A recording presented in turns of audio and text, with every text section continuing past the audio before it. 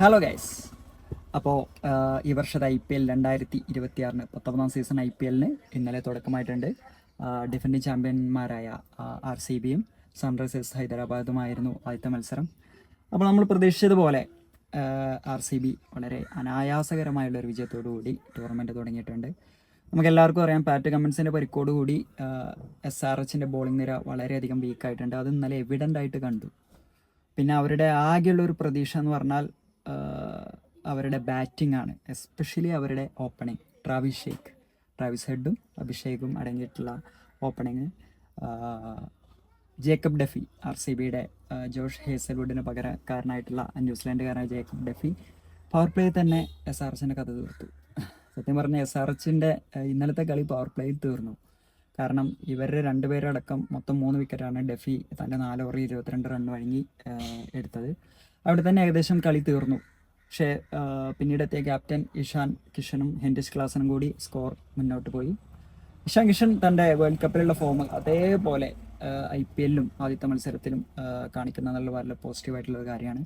പക്ഷേ ഇഷാൻ കിഷൻ ഔട്ടാക്കാൻ ഫിൽസോട്ട് എടുത്ത ക്യാച്ച് എൻ്റെ ഒന്നും പറയാനില്ല.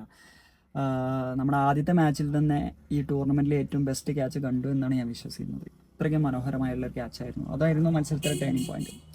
അങ്ങനെ തട്ടിമുട്ടി SRH ഈ ബാംഗ്ലൂരിലെ റോഡ് പോലുള്ള വെച്ചിൽ ഒരു 200 എത്തി. പക്ഷെ അതൊന്നും RCBയുടെ ബാറ്റ് നിരക്ക് അതൊക്കെ പുഷ്പം പോലെ അനായാസകരമായി അവർ ചേസ് ചെയ്തു. എസ്പെഷ്യലി ദേവദത്ത് പടിക്കൻ്റെ ഇന്നിങ്സ് 29 ബോളിൽ 61 റണ്ണ്. എൻ്റെ അമ്മോ, എന്തായിരുന്നു ഇന്നിങ്സ്! അതും ഫസ്റ്റ് ബോൾ തന്നെ 6 അടിച്ചുകൊണ്ടാണ് അദ്ദേഹം തന്നെ ഇൻറ്റൻറ്റ് വ്യക്തമാക്കിയത്. ഫിൽസോൾട്ട് പെട്ടെന്ന് തന്നെ ഔട്ടായി. അതിനുശേഷം ദേവദത്ത് പടിക്കനും വിരാട് കോഹ്ലിയും ഒരു 100 run partnership. Virat Kohli as always ഈ 37 വയസ്സുകാരനായ ഈ ചെറുപ്പക്കാരൻ എന്നാണ് ഫോം ഔട്ട് ആവുക? ഫോം ഔട്ട് എന്നൊരു വാക്ക് അദ്ദേഹത്തിൻ്റെ കരിയറിൽ ഇല്ല എന്ന് തന്നെ വേണമെങ്കിൽ നിസ്സംശയം പറയാം.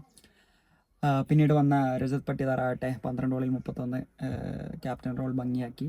ജിതേഷ് ശർമ്മ മാത്രമാണ് ഫസ്റ്റ് ബോൾ, അതും സ്കോർ റേറ്റ് ഇൻക്രീസ് ഒന്ന് വേഗത്തിലാക്കാൻ വേണ്ടിയിട്ടുള്ളതുകൊണ്ടാണ് ഫസ്റ്റ് ഷോട്ടിന് അദ്ദേഹം അങ്ങനെ അടിച്ചെന്ന് ഞാൻ വിശ്വസിക്കുന്നു. പെട്ടെന്ന് തന്നെ ഔട്ടായി.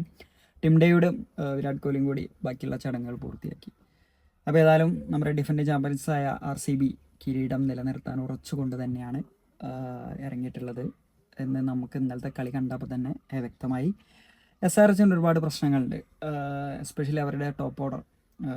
എസ്പെഷ്യലി അഭിഷേക് ശർമ്മയുടെ വീക്ക്നെസ്സുകൾ ഇപ്പോൾ പുറത്തേക്ക് വന്നുകൊണ്ടിരിക്കുന്നു. ഒരുപാട് ടീമുകൾ അത് എക്സ്പ്ലോയിറ്റ് ചെയ്യുന്നുണ്ട്.